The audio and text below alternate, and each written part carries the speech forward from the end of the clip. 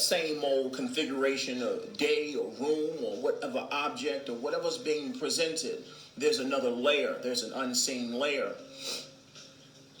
Especially when you get bored of it. It's an unseen layer.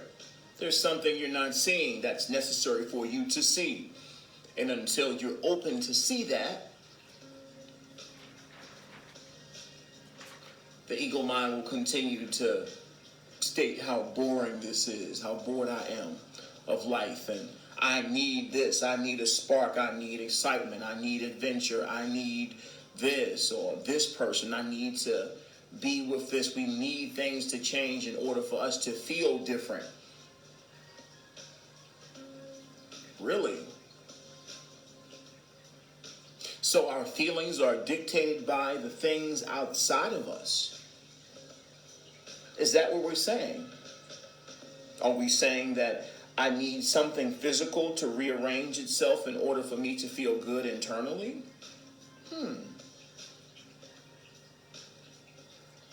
Is this sound based on our current understanding, our current level of awareness? Probably not. Inside, then outside. We said it over and over and over again. However, on the other end of our mouth, or the other with the same tongue, we bored and I need this, I need that. We want things to change externally before we feel different internally. State again, or we will state again, there's a big difference between intellectual comprehension and embodiment. A huge difference. Oh, I got it, I know, I got it, I heard it before. Oh, you keep saying the same thing, I got it. And it's like, well, there's a huge difference between intellectual comprehension and embodiment. It feels different. It's a different vibration. It's on a different frequency band. It's a process, though. Your willingness to dive deeper amongst things that may look the same, exactly the same. It looked exactly the same as it was. I already did that. I already read that book. I heard, I did that a long time ago. Oh, I seen this, and we'll post something, and it's, oh yeah, you said that in 2013. I remember that, and then it's like, well, it's awesome that you remember the words.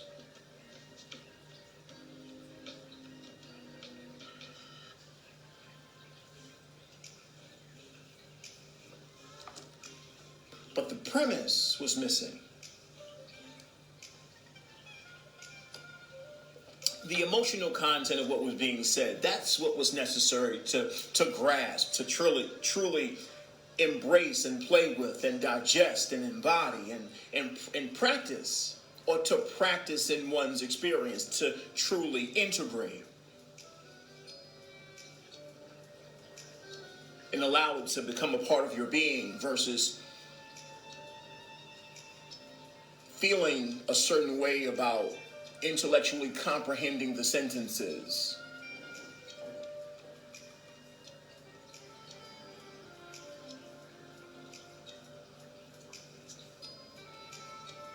This is another ball game.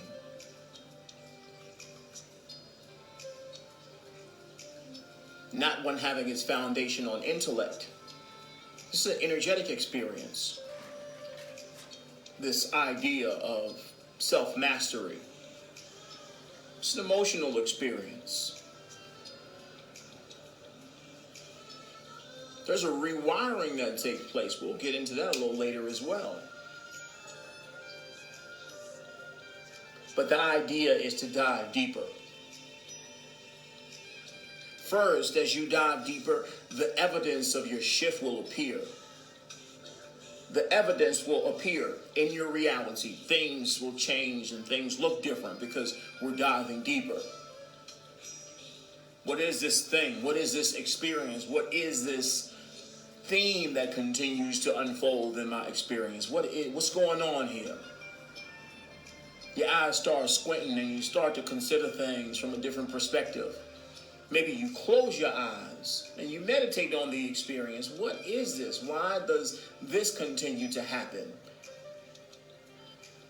you recognize, or at least you're sophisticated enough at this level where you know that the act of asking the question, just even energetically, not even necessarily aloud, but energetically, emotionally, and aloud, allows life to do what it does in showing you, presenting you with the ideas, with the notions, with the visualizations, or maybe even in dream state or in conversation by accident or through a TV show of some, once again, all the ideas. Life communicates with you in many ways. It's the foundation of the light itself, where it's a little premature or a little arrogant to feel that life is, or spirit is too, or your angels are too exclusive or divine or what have you to communicate with you through a meme or through Instagram or Facebook or any other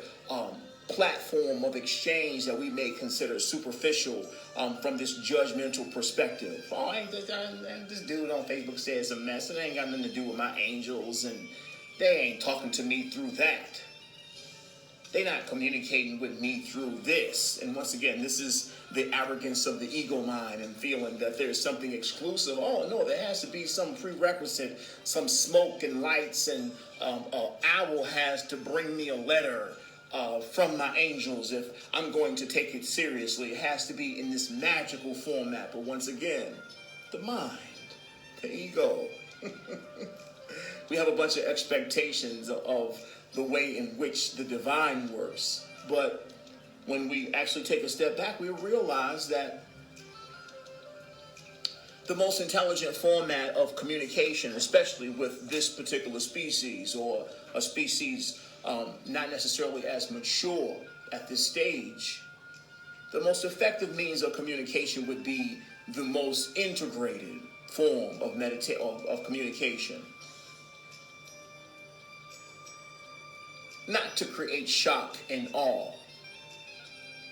You want someone to move a light or knock down a picture or something startling for you to pay attention, or to validate the magical nature of what's being communicated. You want to see something move by itself or what have you. Once again, the ego mind is extremely limiting in the ways in which we're able to connect and observe and realize that we're not alone.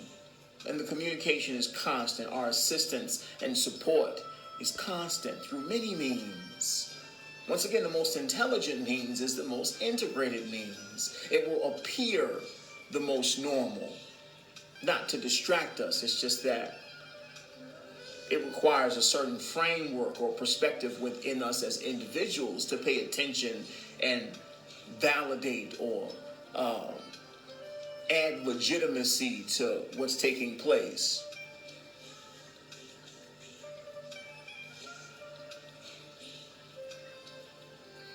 The evidence will appear first.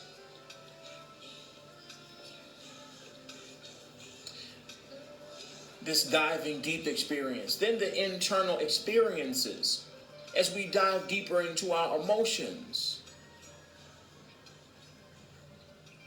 into our visualizations. The more we dive into those beautiful places that we see, the things that bring us excitement and passion that we like to observe in the physical or participate in the physical, the things that we like to do, that we like to share with our brothers and sisters, the things that we like to share, or the ideas we like to share with life, what we love to do and share with the animals and the flowers and all aspects of creation, amongst the crystals and minerals in the sea. First,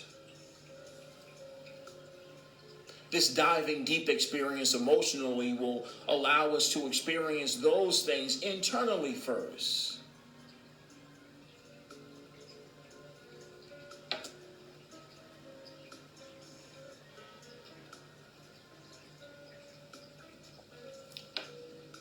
Along with this evidence appearing each and every day in our lives, and of course our internal exploration of the emotions and ideas that we'd like to see manifest or crystallize into this reality. Alongside that is also a bit of purging, us releasing the things that no longer align with our frequency or our energetic state.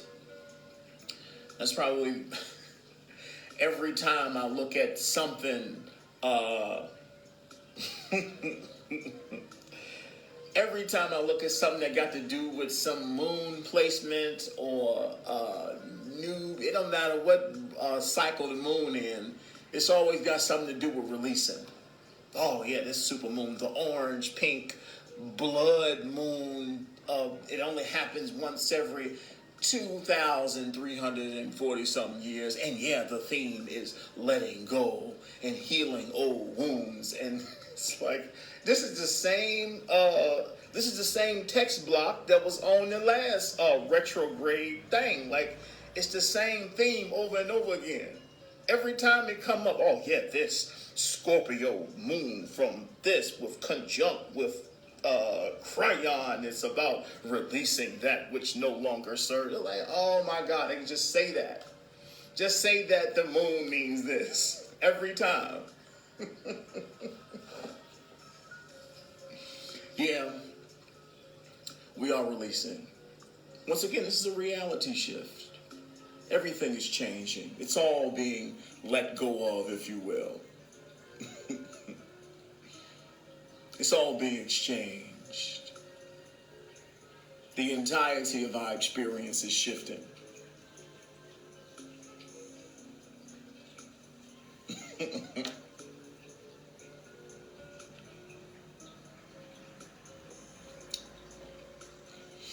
Here's the thing with all this releasing and acknowledgement.